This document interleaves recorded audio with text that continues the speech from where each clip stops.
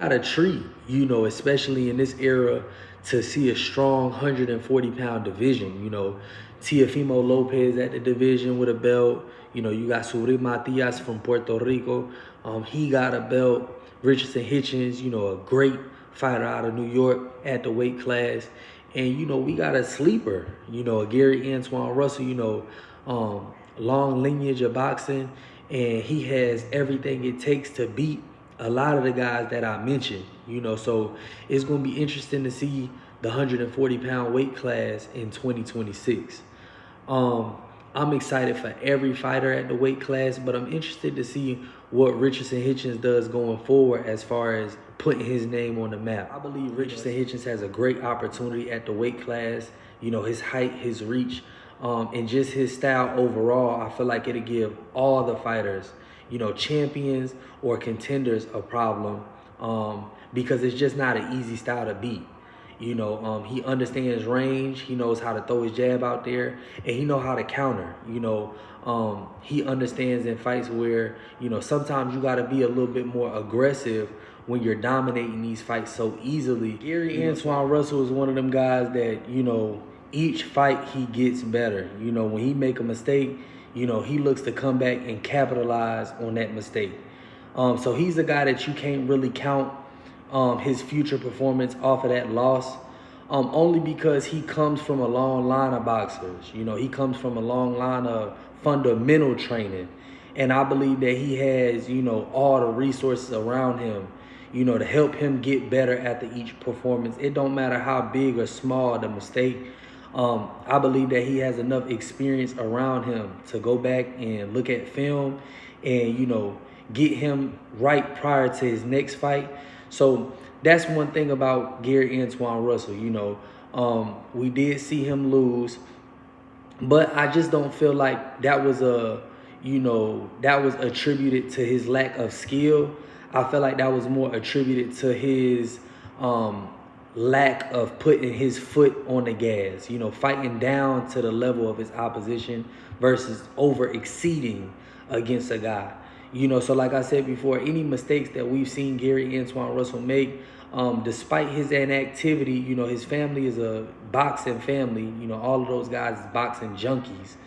You know, so I believe that he can capitalize, you know, on any and all mistakes that he's made. Subriel Mathias is a guy that you need in a division. You know, a boogeyman in a division. You know, a guy that people are not so eager to raise their hand to fight. You know, those type of guys are great for the division because it adds a lot of excitement. You know, it's like having a pit bull in your division. It's like having a Sean Porter in your division. You know, a guy that's going to push the pace. He's looking to come in, stick to his plan, and bulldoze you. You know, he's willing to get it done any way he needs to. You know, whether he got to get his hands dirty, you know, whether he got to go dig deep in the dirt, you know, whatever the case may be, he's willing to get down and dirty to get the W. And it don't matter how it look. You know, Subriel Mathias is one of those guys. And like I said before, he's needed for the division.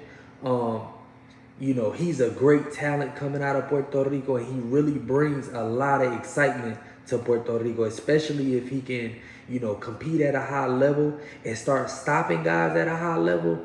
You know, it'll be crazy. But like I said, you know, Subriel Mathias is a tough out for anybody at the division, especially if you're more of a fighter with a type of style like you like to, you know, come push the pace, get aggressive. You know, a little cute one at 140 would be Pitbull and Subriel Mathias. You know, a rivalry between Mexico and Puerto Rico.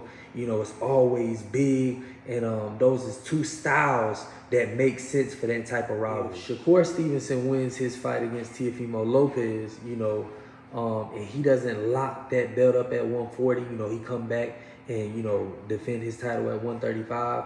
You know, that'll be interesting, you know, seeing what, you know, O'Shaki just did at 135. You know, if he doesn't, I say it locks the belts up if he's not willing to take on big challenges. But if Shakur Stevenson wanted to stay at the weight class and make a splash, you know, it'd be crazy the amount of fights. You know, 140 is a stacked division right now. You know, Shakur, Subriel Mathias, even if he lose that fight, is a great fight. You know, if he win that fight, it make it even bigger in Puerto Rico, or you fight a fight like that in New York. You know what I'm saying? You could headline that type of fight, especially if y'all both win. You know what I'm saying? That'd be crazy. You feel me? You got Shakur Stevenson and Gary Antoine Russell. That'd be crazy. That'd be crazy. You know, the DMV stand up for that one. You know, Teofimo Lopez.